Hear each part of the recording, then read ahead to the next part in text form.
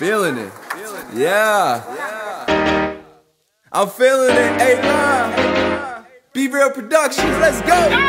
We are Cloud Gang. Yeah. I just wanna make you smile, change your whole mood, give you information so you don't make the wrong moves. Some people feel it, some people wanna hear it. The only way that I lay a track, I feel it in the spirit. Yeah. Coming in close, gotta recognize, give another dose. When it gonna be time for that hope? Everything I bleed down through my soul. Oh, the heat is on, bonfire to a candle. I do this for the people fresh up out the bando. Man, where you coming from and where you been at? It don't really matter, I'ma see you in a minute. I tell you that you worthy, you telling me I'm wrong. I knew I had to prove it when it put it in a song. Leveled up, hey, hey, hey, hey, hey. She know we leveled up, hey, hey, hey, hey, hey. Come on, why you think I'm playing? I don't take vacations, every move I make is just to show you that I'm dedicated. Leveled up.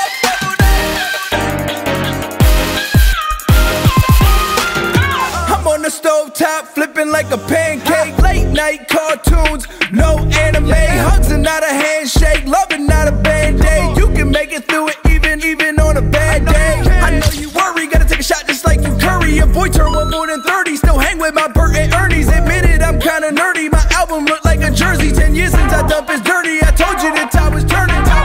Where you at? Not really where you at, man. Speak a little louder, I can hear you in the back. I need you in it, ain't no Jordan without Pippen. I'm not in this for the money, I'm in it to make a difference. And we leveled up, hey, hey, hey, hey, hey. She know we leveled up, hey, hey, hey, hey, hey. Come on, why you think I'm playing? I don't take vacations, every move I make is just to show you that I'm dedicated. Leveled up.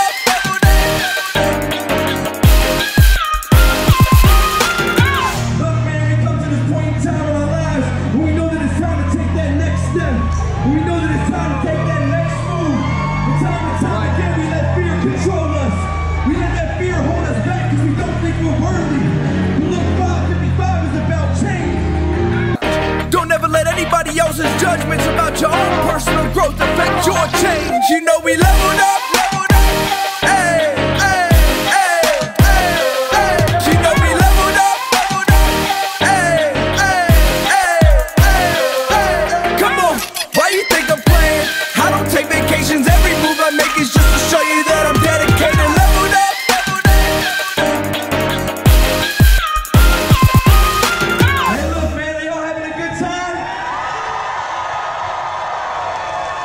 Did y'all have a good time outside getting that recovery on like we're doing right now? Who loves B-Rain? Who loves B-Rain?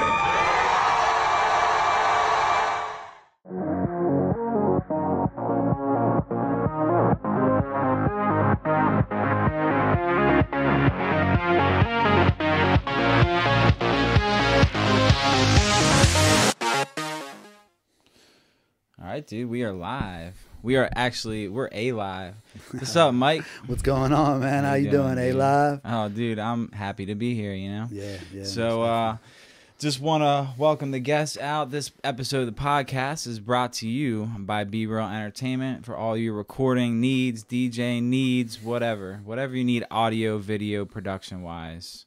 Be Real Productions, recording and media service in Westminster, Maryland. So, I got a special guest here with me today. His name is Mike S. We don't drop the government name here, you know. We keep it anonymous as possible. Most definitely. But yeah, man, I'm happy to have you here. Absolutely, so Mike, man, happy to be here.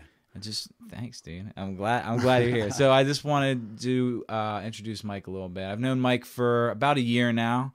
And at first I was like, this guy is dope, you know, dope without drugs. And then I started to get to know Mike. He's a good dude. He's passionate about his recovery. You are, it says in the blurb down here, you are a subcontractor for Clear Channel, right? That is correct. Cool, man. So for those of you who don't know, Clear Channel is like iHeartMedia's broadcasting network. And I'm sure you hear it all the time on the radio. iHeart iHeart is like one of the largest broadcasting companies in the United States. They have like, it's somewhere between like 500 to 800 radio stations, dude. Yeah. And the only reason I know this is because I used to work for their competitor, Cumulus Media, who has a little bit less of stations, but they're doing their thing. And it's crazy because after I left the Cumulus Media, they filed bankruptcy. Really? Yeah. Clear Channel's not in great standings either. iHeartRadio. Oh, really? Yeah, it's only through their advertisements that they basically, you know, they do billboards as well. So obviously they get a lot of revenue through that. Sure. If it wasn't for that side of things, they'd probably be in trouble. Right. Well, and I think, dude, it's because the radio business it's going out of business because we have things like this. We have podcasts, we have internet, we have satellite radio. You can choose what song you want to listen to on Pandora or Spotify, and people just aren't tuning in like they used to. Absolutely. The thing that I like about radio nowadays is like the morning shows that they do and the giveaways. They have to do free giveaways or no one's gonna tune in. That's right. You know That's what true. I mean? It's very true. So like yeah, but iHeartRadio, Clear Channel, my man Mike S over here doing it real big, you know.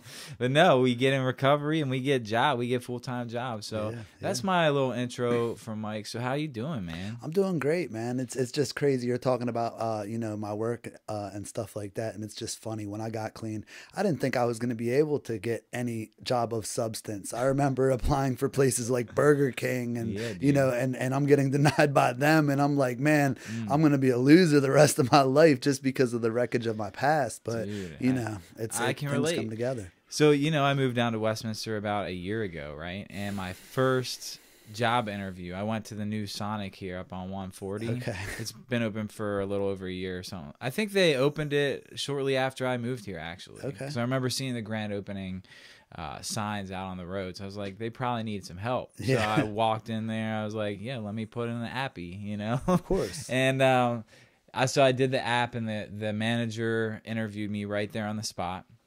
Dude, and the first thing he said to me was in Spanish. What? And I was like, no hablo español, because that's the only thing I know how to say Exactly. in Spanish other than like gracias and Exactly. computadora, and so that's a computer in Spanish. Okay. And casa, mi casa, my Yeah, house. Just, you know, bonita is pretty, that kind of stuff. Baño. I used to know that in school, you know. That has to go. Fuego Okay, is fire. yeah, You know that for sure. That be rain leveled up joint was fuego, bro. Fuego. So Muy like, fuego. you know, it's so my reaction at first when I said no hablo español, you know, and he's like, well, you see, that's gonna be a problem, Aaron. Really? And I was like, why? You Dude, know, that's he's like, well, look back in our kitchen. All of our kitchen staff is Latino. Yeah. And I was like, well, they're bilingual, right? And he was like, yeah. So I was like, so what's the problem? What's the problem, man? What's the deal? Yeah, that's insane. It's the country, you know, this country is changing over the years, man. Yeah. And it's not all bad, you know, but it's no, definitely, you know, course not. it's been making changes ever since, you know, as of recent, man. You know, Right. last But that 15 just years. goes to show, man, because like I took this opportunity as like, all right, I'm not supposed to work in the food industry anymore. Thank God. I didn't really want to, but I needed employment when I came down here. Of course. So I went with what I knew and what I had experience in through my active addiction. I cooked all through my active addiction. Like, I worked at a daycare in my active addiction. Serious, Yeah. dude? I cooked breakfast and lunch every day for about 100 kids. Okay, wow. Yeah, and I did that for 2 years. Okay. And I remember at one point, like towards the end of my employment there, they, the director of the daycare sent me with an order to a urinalysis lab. Ooh. And I called my mom, dude. Mom, if you're listening, I'm sorry. But I called my mom. I don't mean to throw you under the bus. Well, actually, you know, maybe I shouldn't tell this. I'm going to leave that one. We'll leave it alone, dude. Some things But anyway, are just better. let's just say I passed the drug test, Yeah, if you yeah. get what I'm saying. Yeah, I get what you're saying. And I kept the job for about 2 more weeks, and then they knew, bro. Of course. And then they fired me. Of course, And yeah. so I I worked there for exactly 2 years to the day, and like they booted me, and I was like, all right, fair enough. So I've had jobs like that where they knew what was up and they sent me and it came back good, but they still knew something was up. They're like, I don't know how he did it, but whatever. The reality of it is like, good. I shouldn't be working around kids like that, you know? Same with me. Yeah. Heavy machinery. Oh. You know, there's no reason that anybody in the state that I was in should ever be allowed to, you know, work heavy machinery or cranes and things of that nature, man. But we That's have. dangerous. Yeah, absolutely. Absolutely. But looking back, It's it's crazy, like, man. the things we do. Yeah, bro. But we don't have to live like that. No, we anymore. really don't, That's man. right. And I'm blessed. Right. And I mean, that's what this podcast is all about, dude. Just talking about, I bring people in to speak on this podcast who are in recovery. Yeah. And, you know, I ask them to share their stories, and I ask them to share their experience in active addiction and in recovery, so that people can see that, like, we can change and we don't have to live that way anymore, you know? So, and the reason I asked you to do the podcast, bro, is because, like, I've seen you live in this program over the past year, and I've been, you know, whether how much or how little I've been a part of your process, man, I feel like, and you've been a part of my process. It works both ways, man. We can't do this alone. We need each other. So it's been an honor, truly, to like have you in my process. Because there's been times where my ass has been on fire, dude, and I just know I can talk to Mike after the meeting. Absolutely, dude, 100%. This is something that I really wanted to bring up, though. You know, it's something I've seen A.live do, you know, in his process. But so, you know, whenever you had a setback a while back, okay, something that I watched you do and it really stuck out to me, is I watched you pick up white key tags for a week. Now I know that was suggested to you, but it's about following suggestions in this thing. Sometimes it's uncomfortable suggestions that we don't want to do, but you let everybody know. And like, it really stuck with me because I was like, wow, he's really letting everybody know, like, look, you know, this is what happened. This is what it is. Like I need help in this process, you know, because like you said, we can't do it alone. None of us can do it alone, my friend. Yeah, well, dude, and thanks for commending me for that. I did that for multiple reasons. A, follow suggestions. That's number one. You know, I don't even know if it was a suggestion that my sponsors suggested to me. I just remember because I've been in the process, in and out of the process of recovery for a long time, and I couldn't get more than 3 to 6 months, dude, for the longest time. I get it. And it was suggested of me early on, like, hey, when you pick up these white key tags, you need to pick them up for a week. And the person who had told me that, they said, you know, because it lets people know where you're at, for one. And so you can't get one over on anybody. They know you just came back. Like, it's about honesty and humbling yourself. So that's one reason I did it. The other reason I did it that stuck out to me is, like, it shows the newcomer that it's okay. Like, don't be ashamed. Like, we're here to help you, and the only way that we know how to help you is if we know where you're at. Absolutely. So if you go back out and you don't get a white key tag, and you keep accumulating these key tags of recovery, and then you get 6 months and you're living a lie, living a lie, my friend. And the foundation, I mean, it goes back to what we say at anniversaries, you know, the brighter the base, you know, the higher the point of freedom. And that's all about the foundation, my friend. You can't build this thing on a lie. Nothing can be built on a lie. Whether it's relationships, or your recovery, it really can't be built on a lie. I just dropped my phone, people. It's all good. Oh yeah, most definitely. But look, man, I appreciate you coming out here today, man. I'm excited for this podcast, dude. Me too. Every podcast I do, I just keep getting more and more into it, because people who see my podcast that are in my recovery process, they give me pointers. So I'm trying to create a format here that works, that people are going to be able and get kind of like sucked into and get into it. Not because I want your attention or I want your subscribe on my YouTube channel, but because this thing that we call recovery, like, this helps bring awareness to people who may be struggling, and it also helps me, bro, because, like, I've only lived here for a year. I get that this gives us an opportunity to really just, like, sit down, put our phones away, face each other, and have a conversation. And it's kind of hard to get people to come onto the podcast. You know why? Why? Well, it's because like one of my friends in this process, Billy, you know Billy. Yeah. So Billy was like, dude, Love I Billy, don't dude. mind coming on. I think he's watching us now. I'm Is not he? sure. Yeah, I Word. think he commented up there. Okay. But okay. thanks My for man. tuning in, guys. Yeah. But yeah, Billy said to me a couple of weeks ago, he's like, dude, it's a little bit different when I asked you to come and do a treatment center and share as opposed to coming to, because when you put this on the internet, it's there forever. For everybody. Yeah, for Yeah. everybody to see. Absolutely, man. Yeah, The man. anonymity thing is but again, you know, the reason why I agreed to do this is because like I have no shame in my story or shame in my game. And if it can help one person out there, you know, that's either already in the process or, you know, trying to get clean or whatever, I'm all for it, you know. That's why I do what I do. That's why I do H&Is, and that's why I'd be willing to do this. Yeah, dude, and I'm so grateful that you agreed. So, Absolutely, man. you know, I'm hoping to try and get a female's perspective on the podcast soon. It's coming. Because it's It's been, coming. you know, it's been 6 podcasts in, Okay. and you're number 6, and there hasn't been a female on yet. You know, I want to get perspective from all kinds of different perspectives. Of course, no, I get Well, what you mean. So what I'm getting at is like, you know, I know people who are police officers.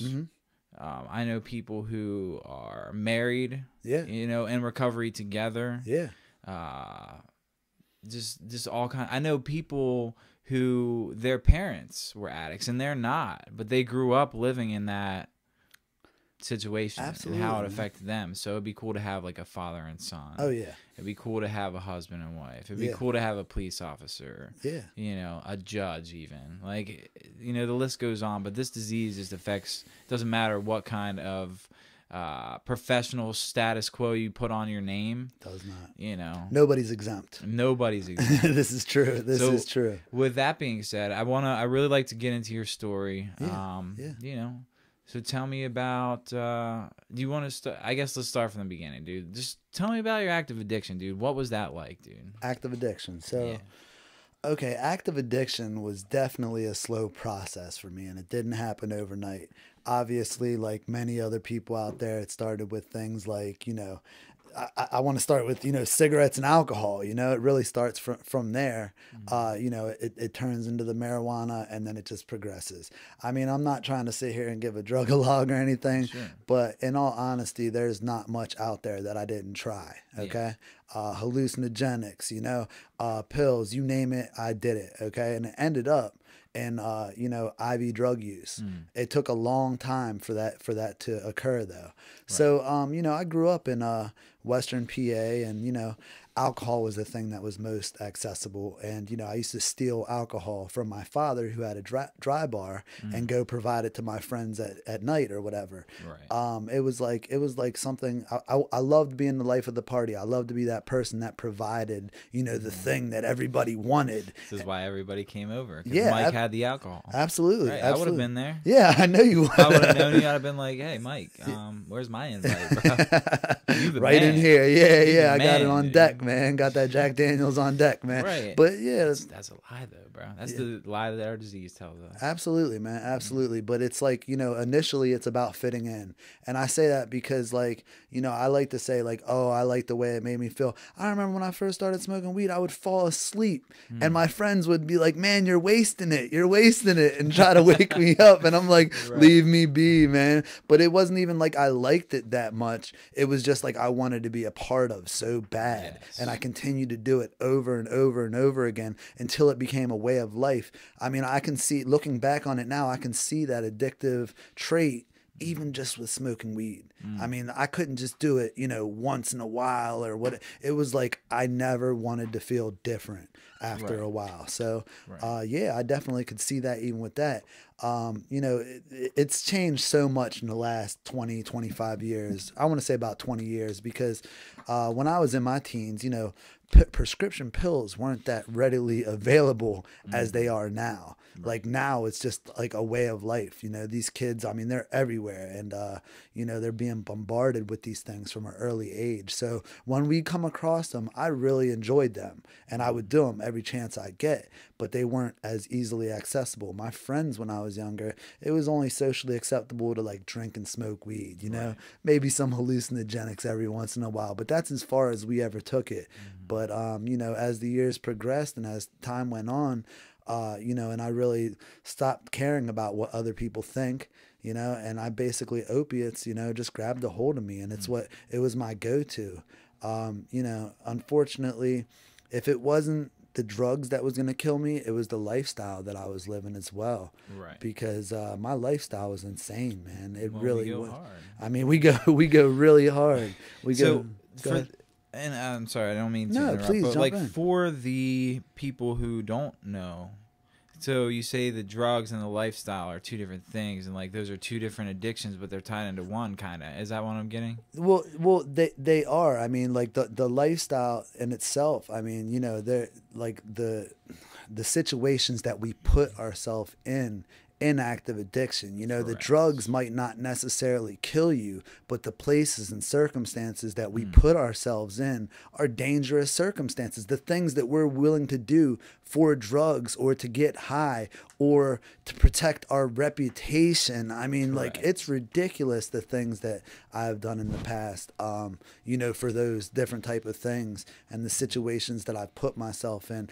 You know, unfortunately, selling drugs was a big part of my story, man. And it helped feed my addiction for a long, long time. And it allowed me to use the way that I wanted to use. And I'm not saying this to be cool, because there's nothing cool about it at all. There's nothing cool with dealing in something that could steal your freedom or, you know, I have friends that have been tied up before over drugs, you know, like they basically like with ropes. Yeah, absolutely. Okay. Absolutely.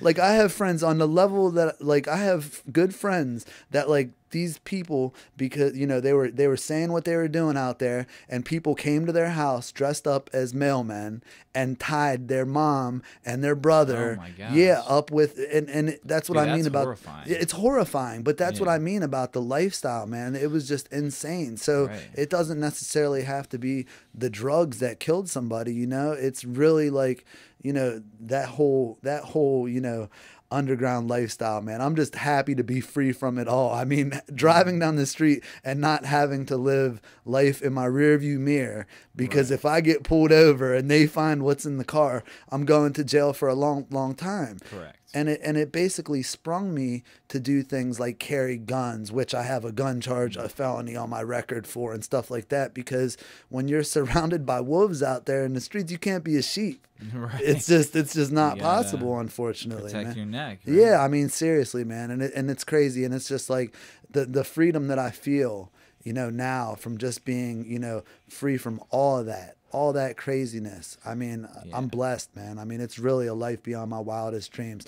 Like making my main amount of money off of a job, you know, making an honest living. Dude, it feels good, man. It feels really, really good, Aaron. I can't tell you, man. So, I mean, you know, there are some things that I've been through. You know, I had some tragic stuff happen to me in active addiction, you know.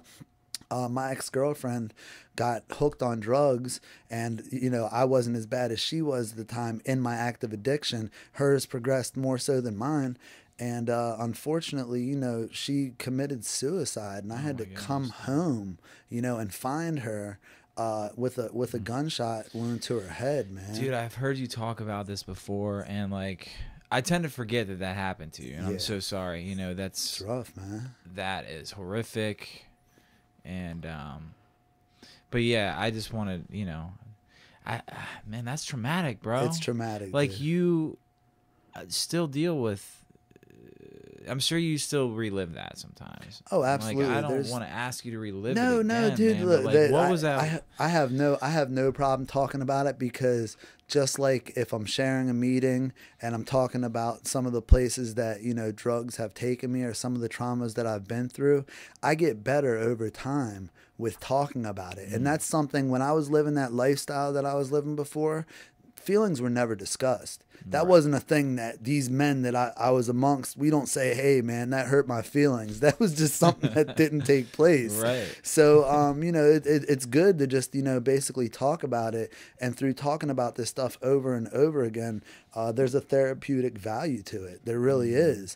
So, yeah, man, I mean, you know, just going back to that, I mean, you know, after this took place, okay, so that it was traumatic, obviously. You know, I came in and she was, you know, gone, and I went through the whole thing, going to the police station and all that, and you know, of course they questioned me. They wanted to make sure I had nothing to do with it, which I didn't. I was broken at the time.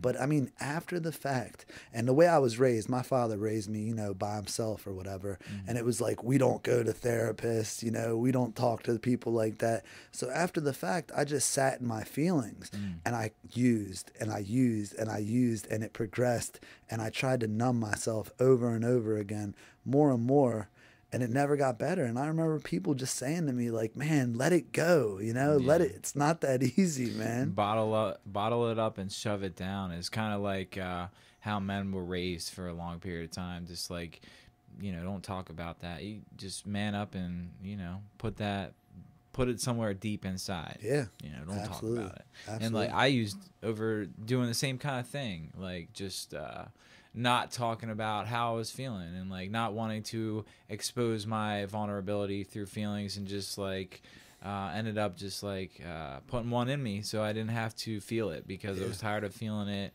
and really feeling it is what helps you get through it, like letting out those emotions about it, man. So it's important to do that. And that's what we learn here in recovery. Absolutely. And in the end, the funny, because like I talk to, you know, sponsees of mine, you know, if they say, you know, sometimes I feel like I just want to get one in me or whatever. And I say, yeah, but it just masks the problem. In the end, whatever that thing that you were using over to try to get rid of it, it's going to be there. Yeah, it's coming back It's up. coming back. So, I mean, you're not really getting rid of it. No. It's a Band-Aid on an open wound that needs stitches. Yeah. And you can't fix it that way, man. Unfortunately, it still remains there. So yeah, man. Yeah. So all right, well, let's progress from that. I mean, like I said, man, my condolences. I'm sure that was really tough, you know. It absolutely was. After this, did your disease get progressively worse? Oh, absolutely. And so where did you find yourself a year from that? Okay, so yeah, let's talk about that. You know, a year from then, you know, my life was spiraling out of control. People around me were genuinely worried about me. Like, Mike is just off the hook, man. You know, we're really worried about him. And there was no answer. You know, I started losing jobs. I wasn't, you know, employable. And, you know, my life was deteriorating over time. I had a house at the time. Okay. You know, all of that stuff goes on the back burner because, you know, it just settled in, and it took time. You know, I would get into these small relationships to try to fix myself because I was trying to Band-Aid the way that I felt. Right. And nothing worked. Nothing out there worked. I mean, I had to deal through my feelings, and I wasn't willing to do that. It's an internal thing, man. I think a lot of people, it's easier for people to get distracted by outside sources to try and fill whatever void. Of course. But it's really the work you got to do on the inside. Absolutely. So. It's an inside job. You're absolutely right about that. So, yeah, I mean, you know, I started, you know, as time went on, it progressed more and more and more. In my late 20s, I started accumulating more charges because I'll tell you guys this right now, okay? Any of the charges that I ever have on my record, it wasn't out of anger. It wasn't, you know, I'm not one of those people that goes out there and makes haste decisions. All of them involve drugs in one form or another, okay? Whether it was the cops coming into my house to raid my house, or it was later on, you know, overdosing with a loaded handgun on me. All of my charges involve drugs in one way or another. So looking back on that, I mean, I know, of course, in active addiction, we don't see things that way. We're not like, hey, maybe if I just stop using drugs. That's not even an option to us in active addiction. We're like, man, I got caught stealing. I just won't steal for a month. It's something crazy. We just come up with these irrational ideas in our head just to justify our actions. Yeah, and absolutely. It's ridiculous. It's ridiculous. So the charges started to accumulate, you know, and it's funny. I got court ordered around this time. I got court ordered to NA for Okay. 3 years. Okay, I was on a program called Task, Treatment Against Street Crime. If anybody's been on Task, you know it's a strict program. I used to have to see my PO twice a week at first. Then they bumped it down to once a week. Then eventually it was bi-weekly. You know, Bi-weekly meetings. yeah, no, bi-weekly to see my probation officer. Oh, At first I had to see her twice a week, you know, Yeah. and then they bumped it down to once a week, and then it Dude, was like, yeah. God bless them, dude. I had my first probation. I was on probation twice, completely off paper now, but my first probation, dude, was unsupervised. It was probably the worst thing. For someone like us. Yeah. Yeah. So I saw him at the very beginning, Okay. and then I saw him at the very end. Gotcha. You know what happened in between? All types of mess. All types of stuff. I'm just lucky I didn't have another run-in with the cops at Yeah, that point, dude. because I was fortunate enough to get off paper for my first Of course. probation. Of course. You know, of course, because it was unsupervised. Yeah, right. And then I got it on again because I had a DUI like 8 years ago. Probably about 8 or 9 years ago. I had a DUI. Okay. And then I got back on paper, of course. Gotcha. I had to do like, you know, those alcohol classes, like don't drive drunk, and then they bring in somebody who's been affected by a drunk driving accident, which Okay. is really like it's real. It's real, you know, and then you get like a certificate. Okay. You know, Yeah, like, yeah. And then, you know, my license was suspended for like a year, I think, but I had a bread and butter license so that I Okay. could drive to and from work. You know, I abused that. Gotcha. And then I got my license back. I was off probation for the second time. I haven't been on paper for like 7 years now. Good stuff. It's man. amazing. That's a blessing. That's a blessing. Amazing. I have to jump back to what you said about the classes that you had to take for your Yeah. DUI. So I had to take similar classes. I got a DUI when I was 19. Okay. Yeah. I was on mushrooms at the time. Worst experience ever. Getting certainly locked can up. be frightening. Yeah, getting Oh my locked up gosh. on. It was the worst experience bet, dude. ever. Yeah, it was bad. So, you know, basically, I had to take these classes, and I learned more about drugs in these classes than I'm like benzodiazepine. These are the different, you know, things in that classification, and it's okay. like it's messed up because like what they were trying to teach me, I used it for the negative Yeah, you use aspect it- of things. You're like, oh man, this drug can do this to me. And I haven't tried this one yet.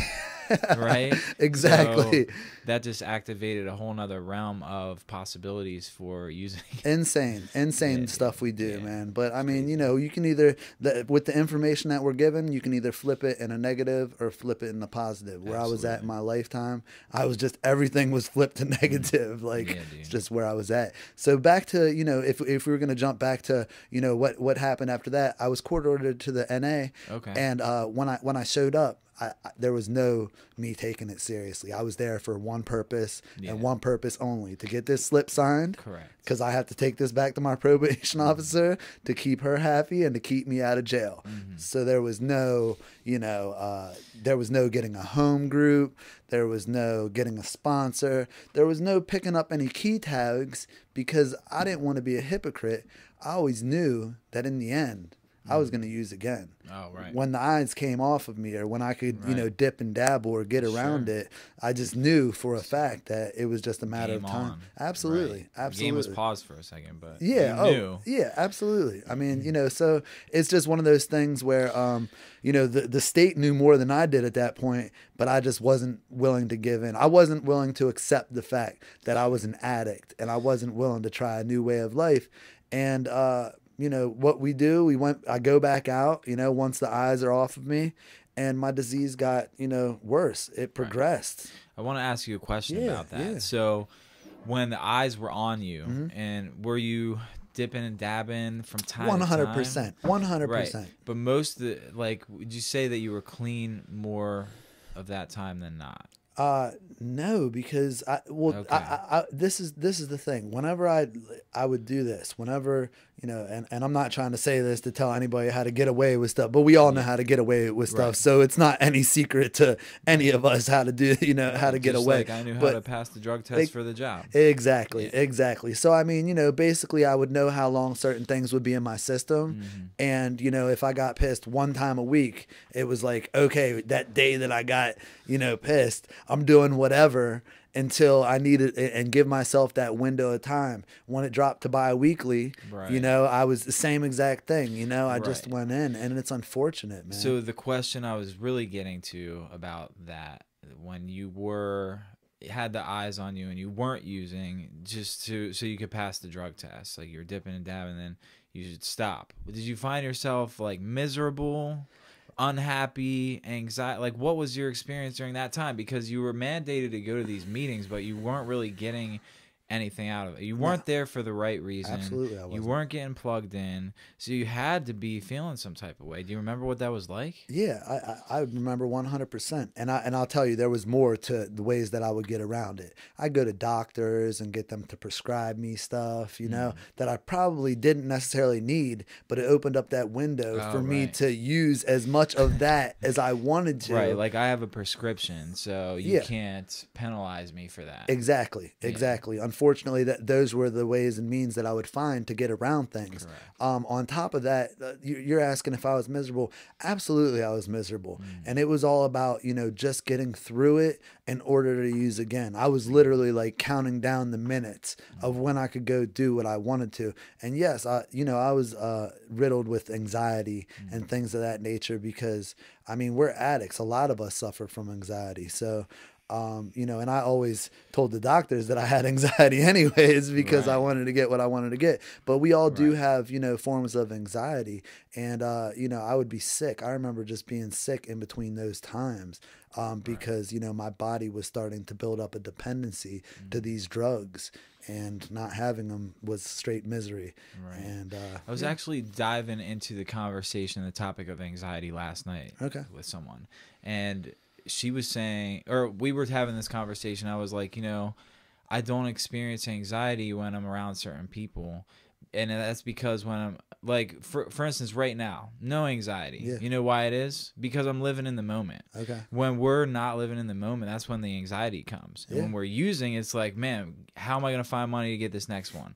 Where am I going to get this next one from? Constant anxiety until we get that next one in us. Yeah. And then the anxiety dissipates for a little bit until we start sobering up. Then here's the anxiety again. It's right here. Absolutely. Like, and I think really what it is, we're chasing that feeling to get rid of the anxiety so we can live in the moment. But you can live in the moment without drugs and alcohol. And that is where I find myself most at peace, when I'm not thinking about, man, you know, I got to I have this thing going on 2 weeks from now, and like I'm focusing all my attention toward that the anxiety is going to come. Or like rent is due at the end of the month. Like I'm not going to go spend money on this right now because I have to do this rent. Then every time I go to like buy something, it's like, oh man, am I going to have enough for rent? I mean, that's not the situation now because I'm more responsible with my money. Of course. But at the beginning, it was a struggle. It was like, you know, I moved down here with nothing. Yeah. And they afforded me the opportunity to like have the first couple months of rent was like at a discount. Yeah, of course, for lack man, of a better which word. is cool. And they helped me get on my feet. And Yeah. like now I can pay rent early and like I can be responsible. So I have less anxiety. Okay. But, We'll go. yeah. No. I was finished. I think that's the beauty of, you know, the saying "just for today." Yes. Because it's like us to project into the future or to dwell on the past. It really is like us to do that all the time. Oh yeah. Living in the moment, like you were just saying, Yeah. the here and now. That's where it's at. And Just I for mean, today, man. yeah, just for today. And we all struggle with it at times. Yeah. But that's the beauty of those sayings, those little cliches. Yeah, You know, cliches. regardless of how corny they might sound, they're real. There's a reason they've been around Absolutely. for so many years, and they will continue to be around for so many years. Yeah, man. There's no real end goal here in recovery. It's like a process. We're constantly trying to level up. Yeah. And that's what that song is really about. The B Rain music video I play in the beginning. Yeah, The I song's dig it. called Leveled Up, man. And it's a process of recovery, and you know we got to stay in the process if we want to keep receiving and reaping the benefits and the rewards of the program. And there's so many rewards, man. Yeah. For me, the most rewarding thing about this process is the relationships and the bonds that I'm able to create, you know, because those bonds can last a lifetime, man, and help me get through the next struggle, or I can help a friend get through the next struggle. For example, like I had a good friend of mine in the Bay Area. He called me a couple times this week, man, and I've been able to show up for him and just like help him through what he's going through, man. Yeah. It's not about me, but I can shed some light on my experience because I've gone through a similar thing, and like that helps him give him perspective on what he's going through. So it's really cool, man. Absolutely. But yeah, man, so you were on paper. Let's get back to your story. You were on paper. Did you get off paper? So yeah, I got off paper, and once the spotlight was off me, you know, it just got progressively worse. And at this point, you know, is when I picked up a needle for the first time. Okay. You know, I was about 30 years old. And I'll tell you what, the places that took me, unfortunately, the bitter ends, and I don't mind talking about it because I'll share it in a meeting. I'll share it on this, you know. You've known me for several years now, like actually about a year now. A little over again, a year. you know, I know B Rain for since I came into this process, but I'm just, you know, I'm pairing you two together, but it's been about a year now.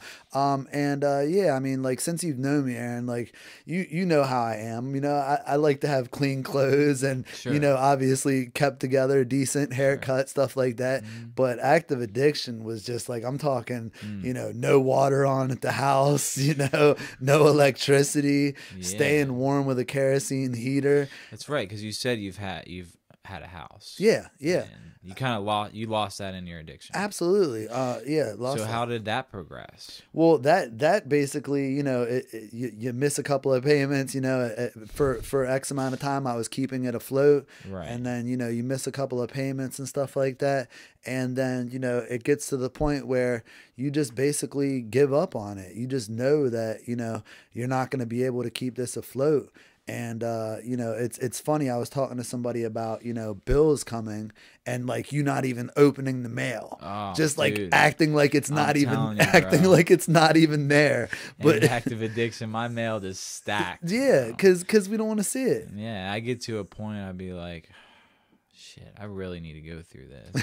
I'd be like sitting there for a month at least. Exactly. And I'd be like, I know I'm behind on this and this and this. Yeah, but we want to act like it's not even there, but in reality it's there. It's just like masking that, like we were talking about using or whatever, how you mask those feelings or whatever. It's the same thing. You don't want to face those responsibilities that are there, and eventually it just catches up to you. So those collectors call too, man. They call and they do all that, but the funny thing is, like when you're changing phone numbers and they don't have your new number. I mean, at the end, it was like, you know, I had an Obama phone, you know, it's like the way I was living, man, was just like, you know, ways and means to get by. And, you know, I was stealing, you know, I stole from my father, which basically is the only one that's ever been there for me throughout, you know, everything, helped me get into treatment, you know, basically helped save my life.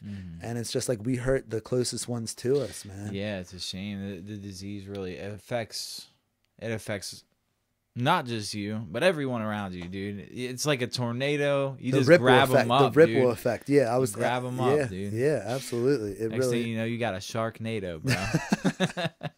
So true, though, man. So true. Yeah. So yeah, man. I mean, you know, the addiction basically went from there, and it, you know, it got worse and worse, and you know, towards my end, man, you know, I was just broken. And I was looking for a new way. I did crazy amounts of damage to my arm in active addiction. I know you've seen it in the past, man. But abscess on abscess on abscess, because I didn't have any veins towards the end, man. I was just looking for a stream of blood, and it's just sick, man. Like what we accept. I was willing to scar myself for life just to take away that feeling of being sick and to put one in me at all costs, man. So miserable. Yeah. So miserable, dude. Yeah. I just remember like never wanted to get out of bed. Never. No.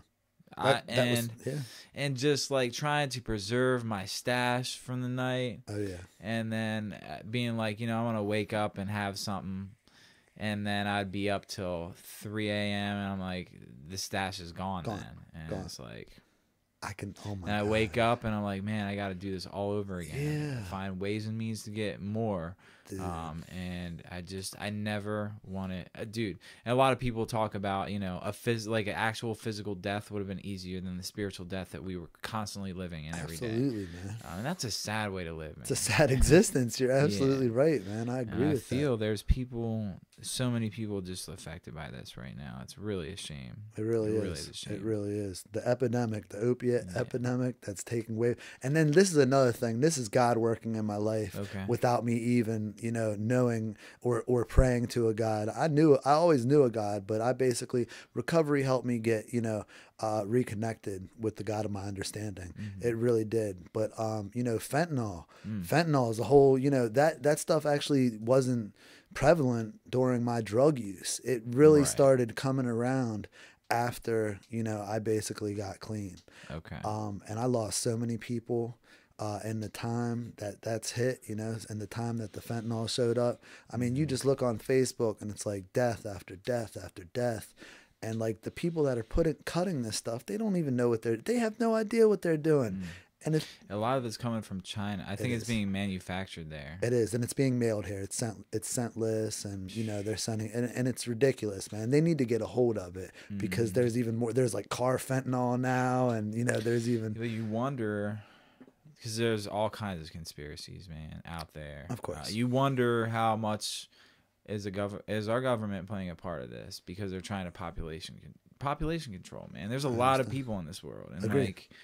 You know, how can one, this is very political, but like, how can one president, like, and I get it, the president is just relays the messages that, you know, the House of Representatives, the Senate and all that, they, you know, and he signs the bills and whatnot, but like, how can our government, as small or how large it is, like, how can they control? They can't. No. So what are they, like, I feel like, I want to stop talking about politics. Yeah, let's stop talking about it. But there is just one thing I want to add on that note, okay?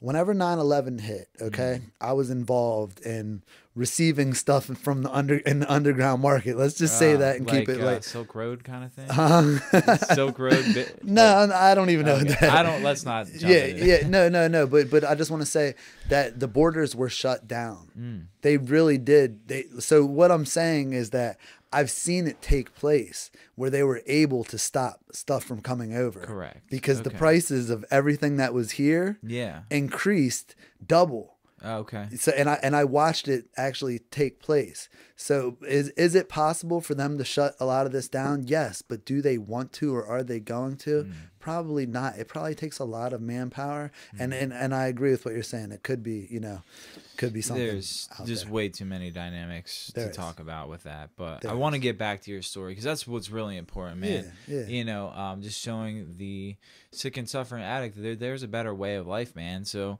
you came into recovery. Yeah. How long ago? Let's get back to that. Yeah. So I came into this 2015, late 2015. So this was after you were stipulated to come to meetings. Oh yes. So, but that's really when the meetings you were introduced to the program. I was introduced to the program through that, but like I said, I wouldn't even consider myself a participating member in Narcotics Anonymous at that point. Okay. Yes, I was showing up to meetings. Yes, I'd throw $1 in the basket every once in a while just to, you know, say, hey, look, I'm not going to be here, and, you know, take your coffee and whatever. You know, it was just to basically say, like, you know, I'm contributing something. Just leave me alone and let me. But there was no networking. There was no talking. I mean, I'd have brief conversations, but that was about it. I remember one time an old timer asked me back in this process, he said, when's your clean date? And I didn't have a straight answer for him because I didn't know it. I was sitting there trying to think about it, and he looked at me and said, you're not ready. He said, if you don't know your clean date, man, you are not ready, and you are not going to stay clean. And he was right. So let me ask you, what's your clean date?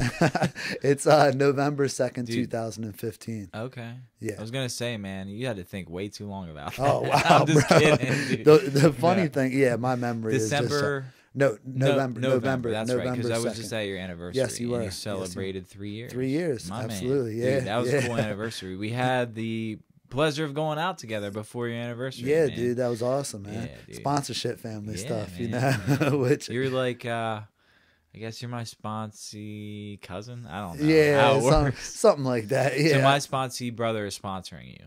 yeah, absolutely. Yeah, so that would be, I don't know. Uncle Al. Hold I'm on. your sponsee, uncle. Yeah. You got more clean time. Hey, look, we come in droves, dude. It doesn't matter, it man. doesn't You know, matter. it really doesn't matter. But yeah, so I mean, you know, back to, you know, getting clean and stuff. I went to a treatment facility. Prior to that, I had surgery on my arm because there was all types of infection and stuff. And here's another God moment in my life. You know, I went to the hospital with nothing, and they basically backdated my insurance for me and got me, you know, admitted to the hospital, put me up in a bed, got surgery, all that good stuff. I was in there for about, I want to say, 5 days. Okay. After that, I went straight to treatment. You know, my father helped me take me to a treatment facility. I guess we'll keep it anonymous at this one, you know. But yeah. And, you know, it was a great place that I ended up. And I was there for 7 weeks. I had a great experience. I gained 30 pounds while I was in treatment. That seems to be like the set amount of weight, dude, Yeah. that you gain when you get into recovery. Because, Yeah. dude, I put on 30 pounds when I went to treatment, and like it just stayed on me. Yeah. You know, but 30 pounds, that's like It's the norm. I guess. it does seem to be that way, man. Yeah. I mean, I was like Skeletor coming in, man. I was like 130 with clothes on, you know, and I'm 5'11", wet. so yeah, and I'm 5'11", so that's like, Yeah. yeah, dude. But I mean, you know, it's like, so I came in there, you know. I remember the first things that I was actually grateful for, because grateful was a whole new concept for me. This is like, what's grateful, man? Yeah. I've heard of thankful, you know, thank you, but like grateful, gratitude, what's this? It was a whole new horizon, you know, for dude. me. And first thing I was grateful for was that night's sleep. I remember going through it, and I went through it in treatment. I didn't get tapered down. I didn't get none of that stuff. I just went through it, and that's what we have to do sometimes. And it's miserable, but let me tell you something, man.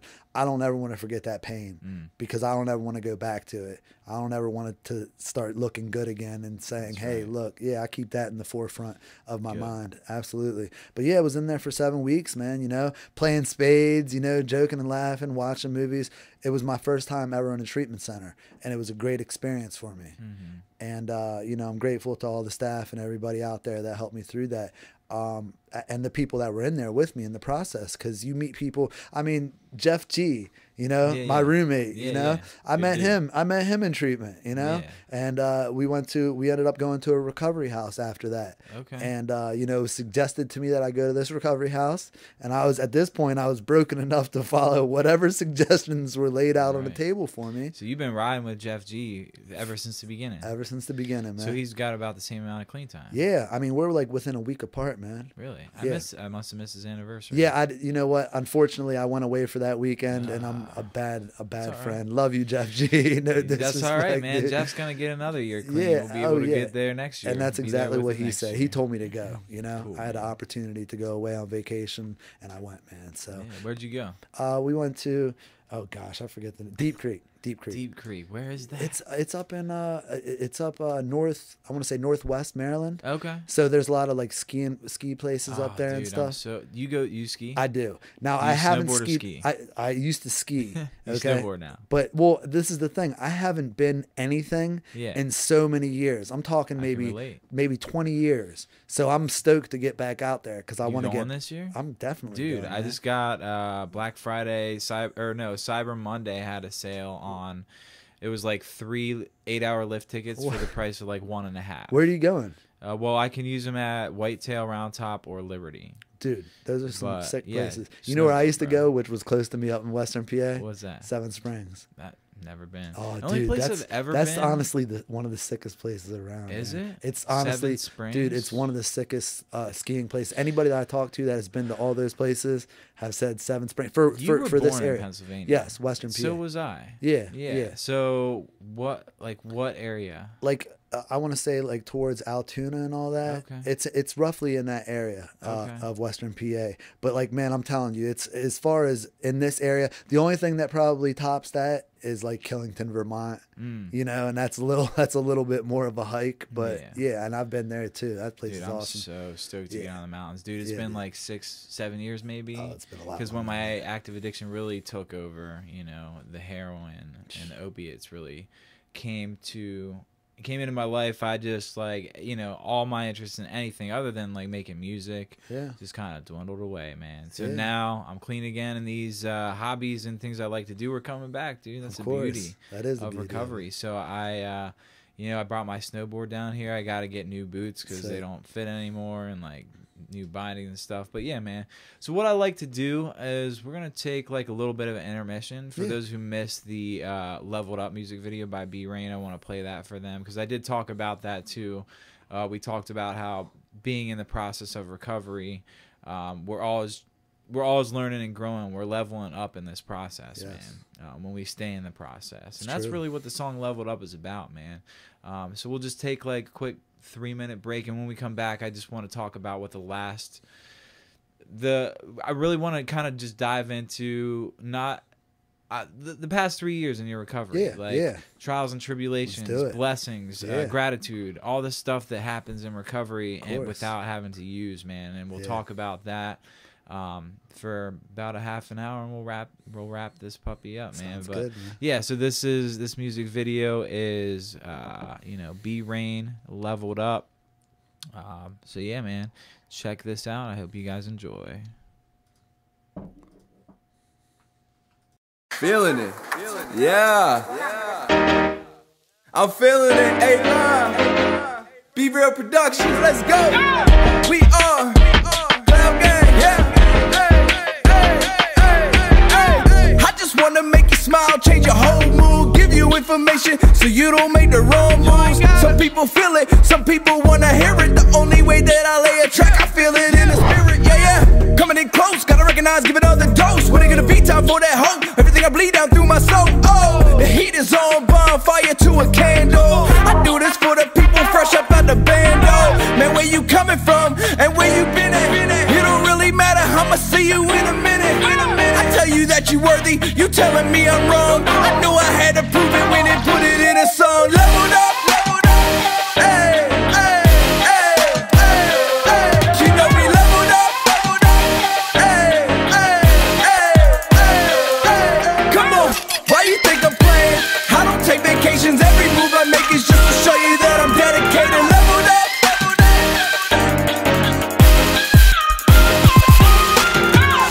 Stovetop, flipping like a pancake. Late night cartoons, no anime. Hugs and not a handshake, loving not a band-aid. You can make it through it even on a bad day. I know you worry, gotta take a shot just like you Curry. Your boy turned one more than 30, still hang with my Bert and Ernie's. Admit it, I'm kinda nerdy. My album looked like a jersey. 10 years since I dump is dirty. I told you the tide was turning. Where you at? Not really where you at, man. Speak a little louder, I can hear you in the back. I need you in it, ain't no Jordan without Pippen. I'm not in this for the money, I'm in it to make a difference. And we leveled up, hey, hey, hey, hey, hey. You know we leveled up, hey, hey, hey, hey, hey. Come on, why you think I'm playing? I don't take vacations, every move I make is just to show you that I'm dedicated. Leveled up.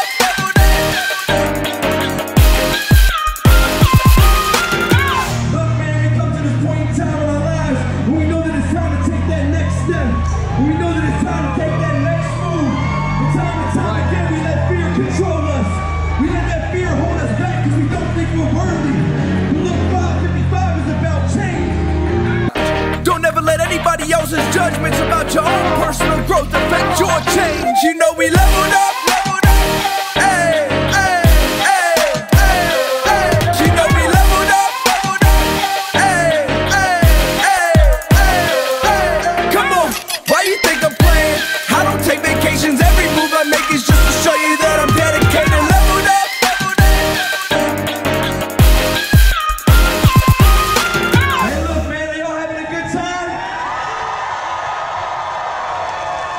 Did y'all have a good time outside getting that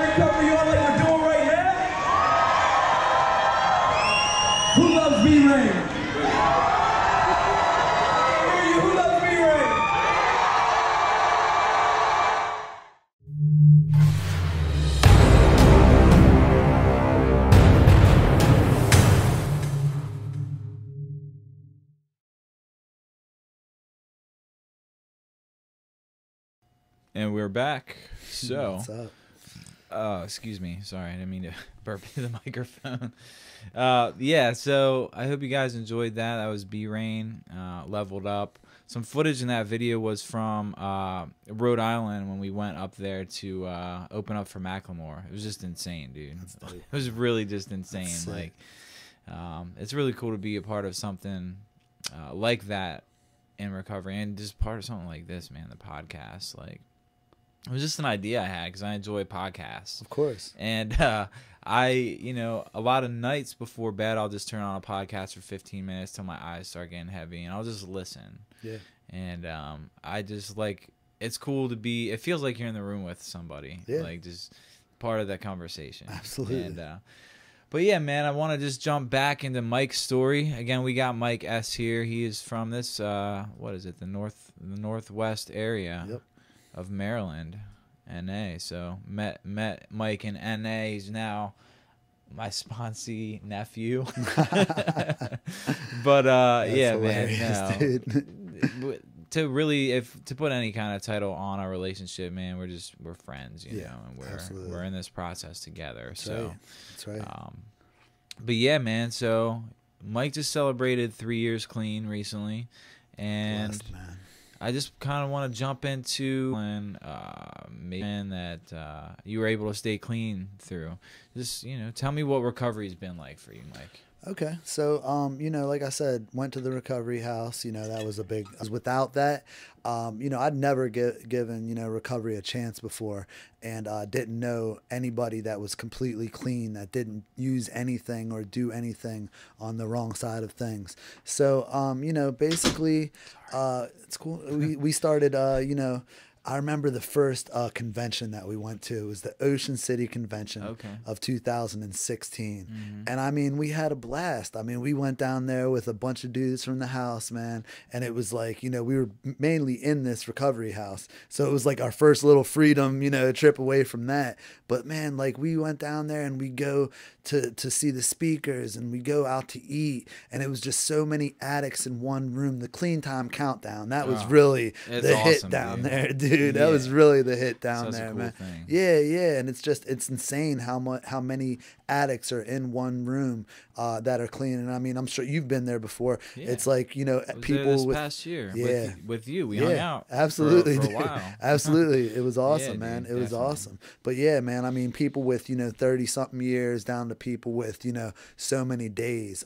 If anybody ever gets the opportunity, you know, it's powerful. Yeah, it's really powerful. Ocean City, you know, convention, man, was where it's at. But yeah, man, we started doing things like that. You know, we'd stay up late. We'd play James Bond on Nintendo 64. Dude, GoldenEye? Oh, you know it, man, dude. that was my Like, jam, dude. but that's what I mean, man. You know, Smash Brothers, and just you know, sit there and talk smack back and forth to each other, man. Right. But like, those are the things. And then we'd hit meetings. We'd hit meetings hard. I mean, I'm talking, you know, a meeting every night. And it was go to work every day, come home, you know, and hit the meeting at night, dude. And that's all we did was chased our recovery and early recovery. You know, I've been through things. My father had a stroke, you know, while I was in the recovery house, and I had to move out. You know, eventually had to move back in.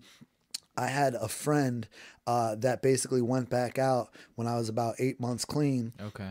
And I went over to his house. He wouldn't let anybody else in, okay? Yeah. And, you know, I was talking to my sponsor throughout the whole thing. I told him what was going on step by step. And his advice to me, because he was using, it was obvious he was using, I'm trying to talk him back to going into treatment. And he said, man, get out of there right now. Yeah, and you're going into a war. Yeah, exactly. With 8 months clean, dude. You know, there's no 12 stepping at this point. And his advice was solid, but I was worried. This was a really good friend of mine. So the way that the story ended is he went out of the room that I was in for X amount of time.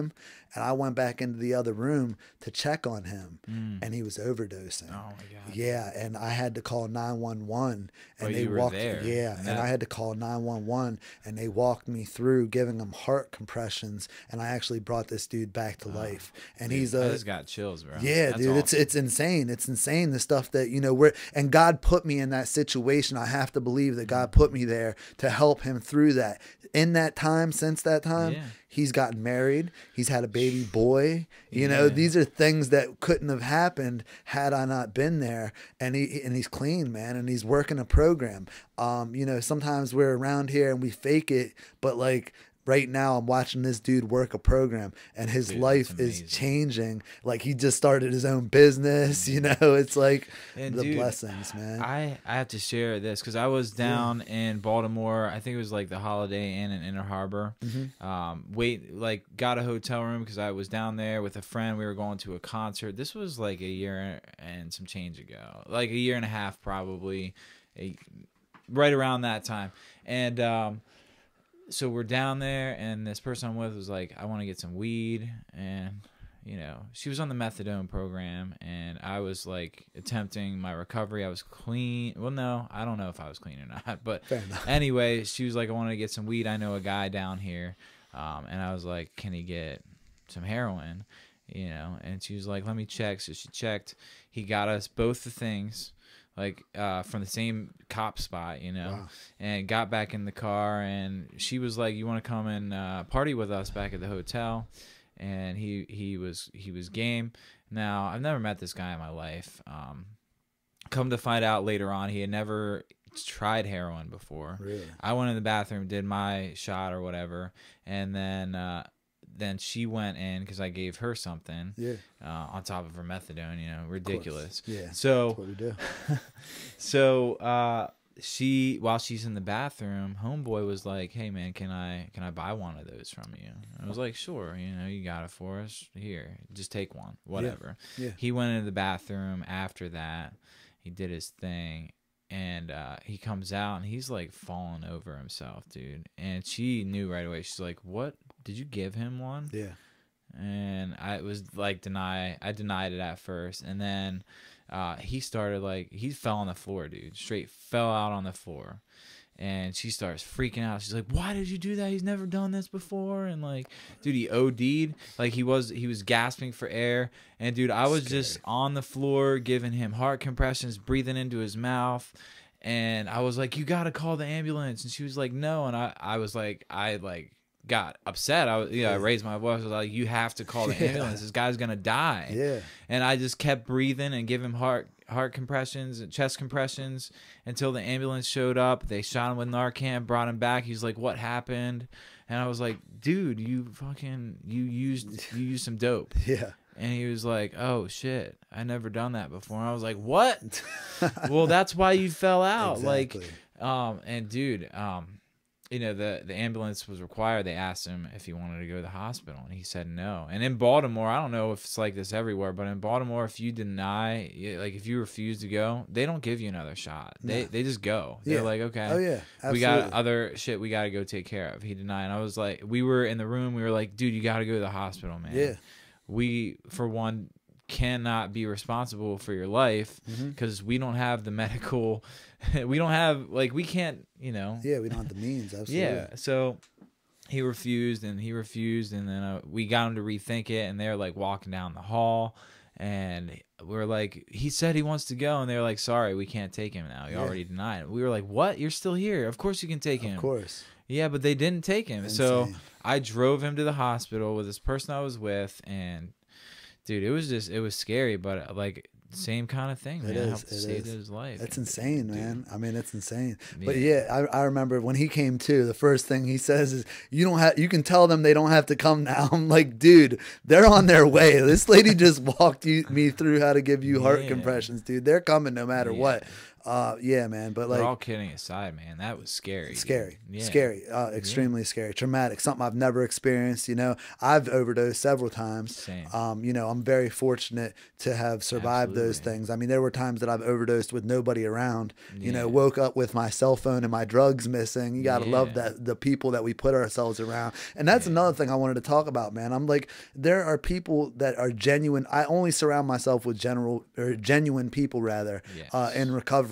And these are friends that I've never had in the past. Correct. I, myself, and everybody else around me wasn't picking up the phone, wasn't talking to anybody if there wasn't something behind it. You know what I really admire about your recovery? What's that, dude? You always talk to newcomers, and you bring newcomers to meetings, and you hang out with newcomers, dude.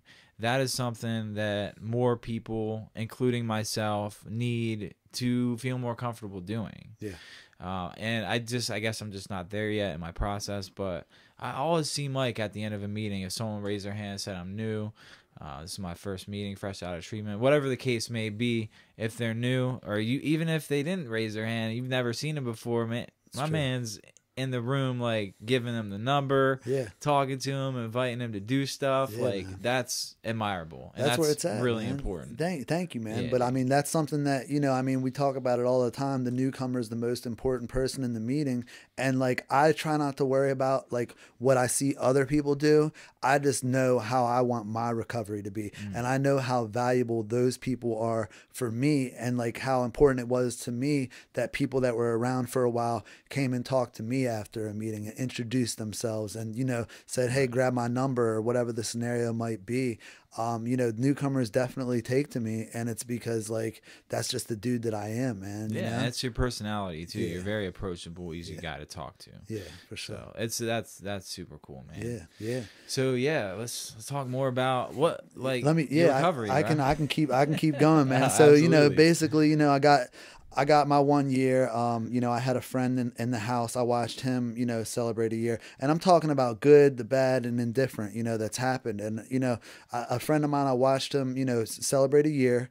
You know, he hooked up with a newcomer girl, which is highly suggested against. And here's the reason, because she went back out and started using, and so did he. And unfortunately, I had to go to this dude's funeral, you know?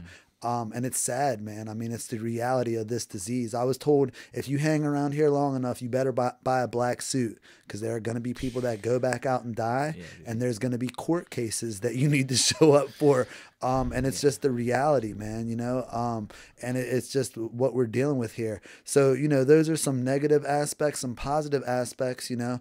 I started getting different jobs, you know. For a while there, I was working in the mortgage industry. A friend of mine in the program got me a job, and I'm sitting at a desk in a 9-to-5 job, taking hour lunches, basically policing myself, nobody hanging over my, you know, shoulder. And it's just like, man, I never thought that I could have a job like that.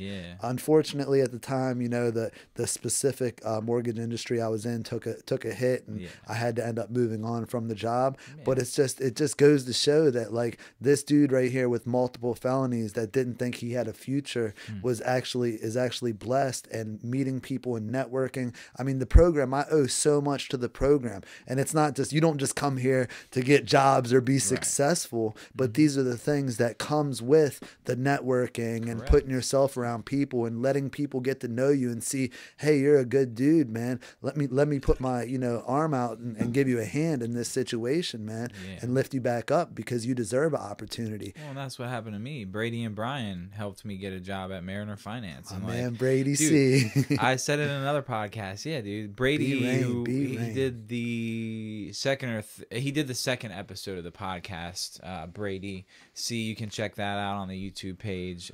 He sponsors Mike. My sponsor, man. Mike, Brady's that dude. I love Brady, man. Brady's that man, dude, man. Absolutely. But and I had known Brady before I moved down here through doing music for Brian and stuff like that. So I've known Brady probably about 2.5 years, as opposed to, you know, moving down here and knowing you for about a year, because that's all I lived down here. But so you know, it's crazy, man, working in finance. Dude, I've said it on another podcast. I take thousands of dollars to and from the place of employment to the bank every day. Wow. It's like, do you know who I am?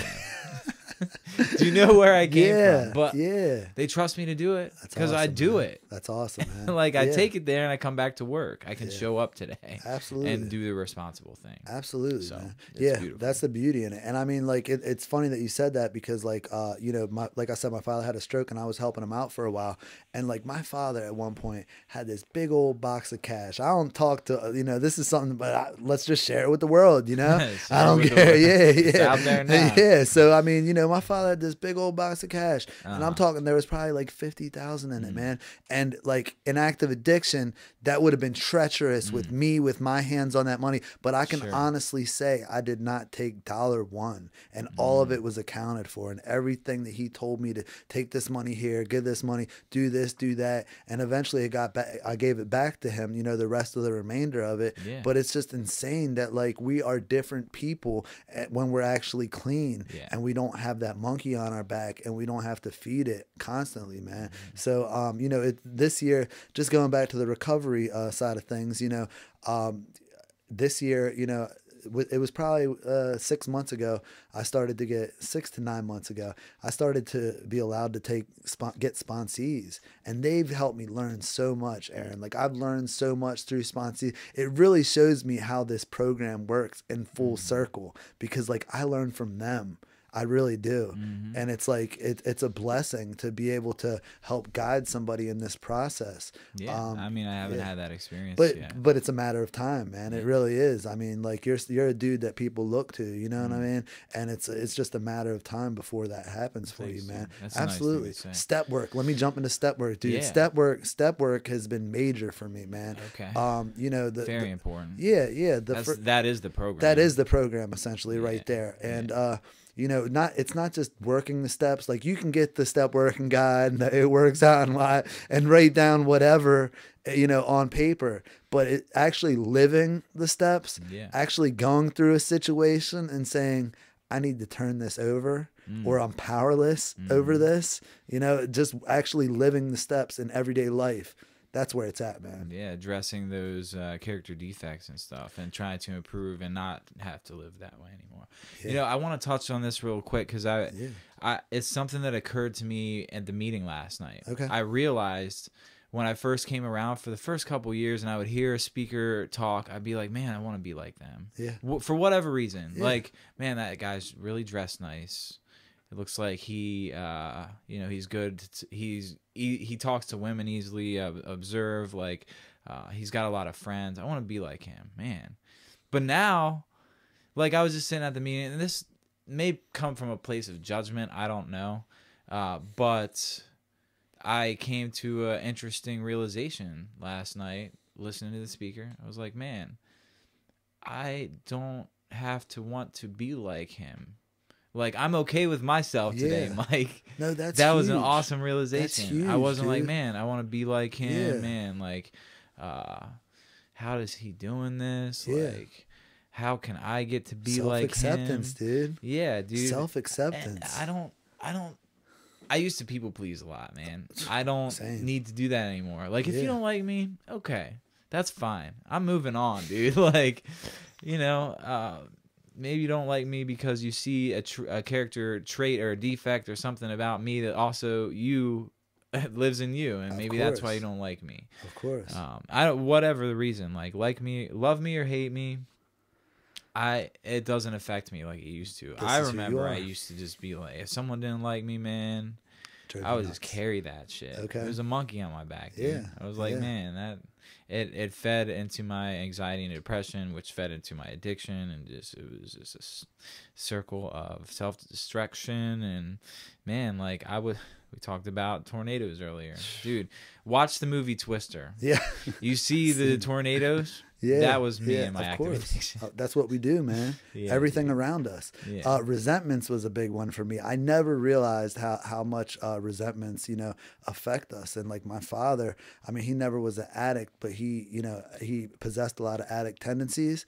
But like, you know, he was the type of guy that like brought me up like, you hold on to grudges till we die, you know, and it's just, that rubbed off on me and affected me a lot.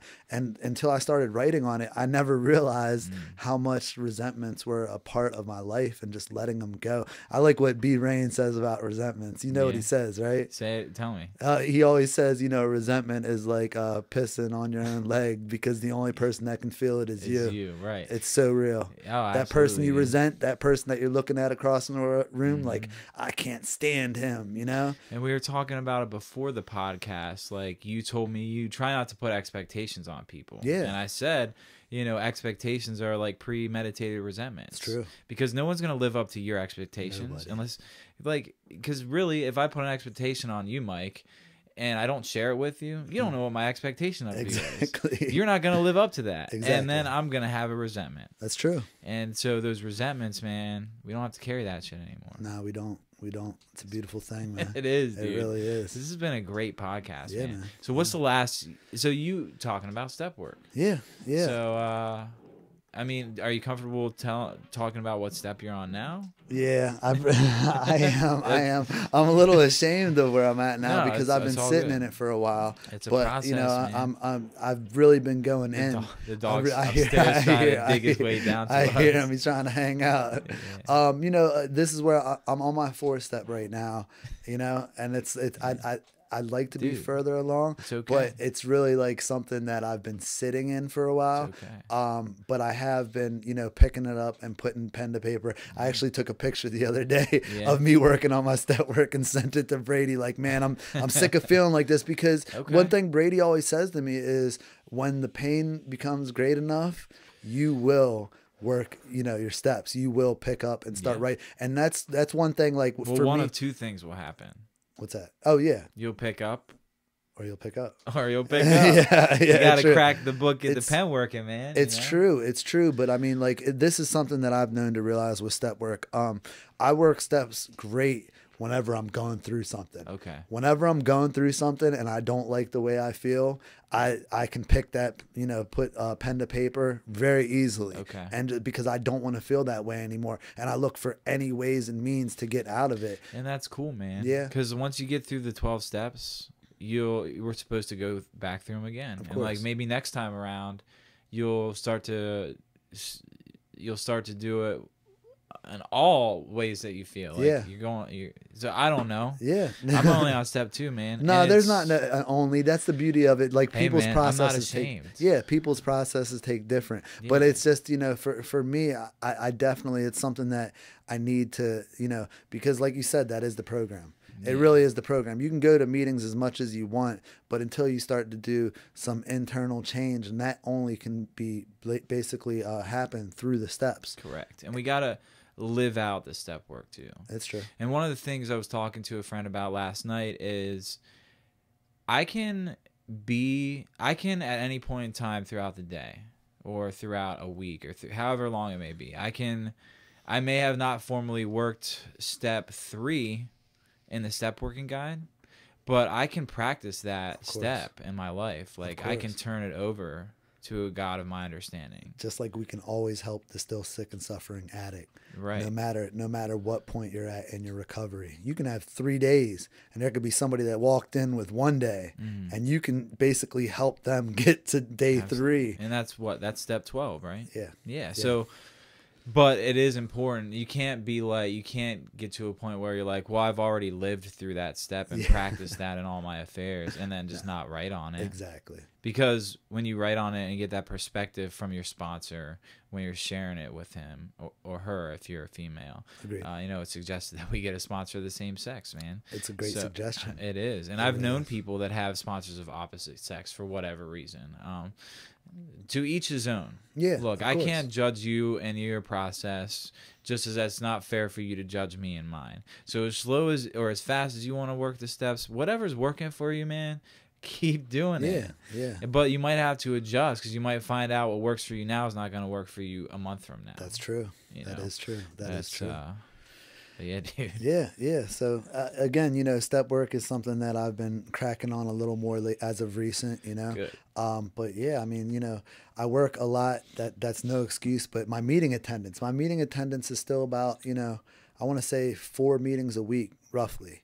And it hasn't varied that much. It's really important for me to continue to go to meetings because, you know, there are people that I will meet. I will meet sponsees at meetings, and not just because of that, because like I don't want to get out of touch with the program. I really don't. This is what's worked for me thus far. I know people that celebrate 30 years that are still at seven every day. Yeah, every day. My man Howard. Yeah, I was just thinking yeah, that's the first that's person the dude. that came That's into the my dude that we think of, dude. Yeah, when we man. think of 30 years and still at a meeting every day, every and meeting that's admirable to me. It really great, is. dude. It really is because like we're never through with this. This is a constant, work in progress, and that's how I see my recovery. And we constantly get better over time. And like some of us can be very successful. I've seen addicts out there that basically take the drive and the initiative that they put into chasing in their, the drugs and their active addiction and flip it on a positive note and use that same drive, man, and that same initiative. Look, social acceptability does not equal recovery. So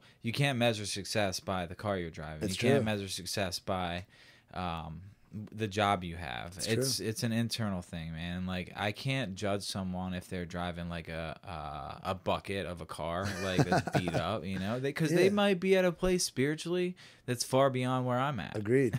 I just to jump into that, I heard somebody, there was a meeting on Bel Air Road that I actually heard somebody share that. He said, man, this guy came up there and he spit this fire meeting and he's talking about, he's fuego.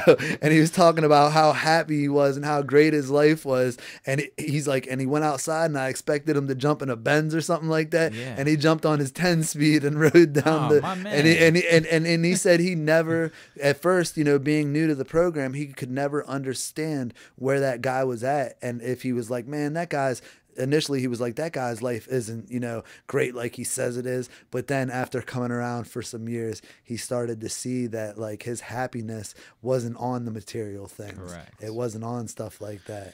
Yeah, dude. So here we are, man. It's just for today.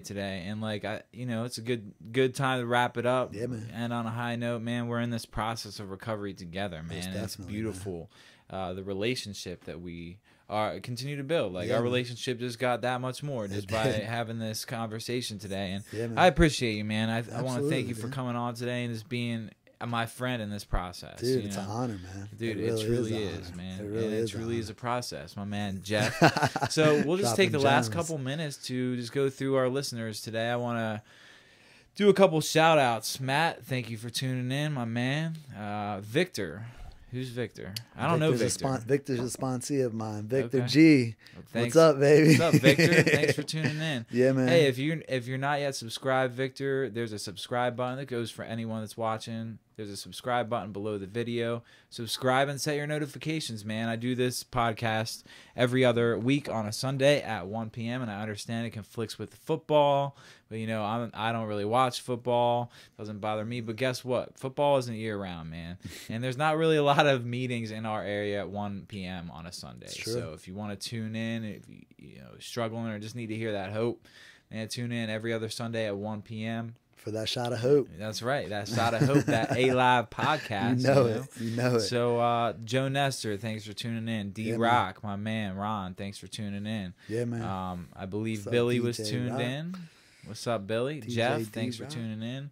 We love our listeners here at the A.live podcast. Becky, shouts out. We want to thank you for tuning in as well. And Becky, if I what's missed up? anybody, thanks for tuning in. We appreciate you guys. So we'll see you in 2 weeks. So any last words, Mike? Nah, man, I love you all. Thanks you all for keeping me accountable and keep me in this process. Boom, there it is. And with that, see you guys.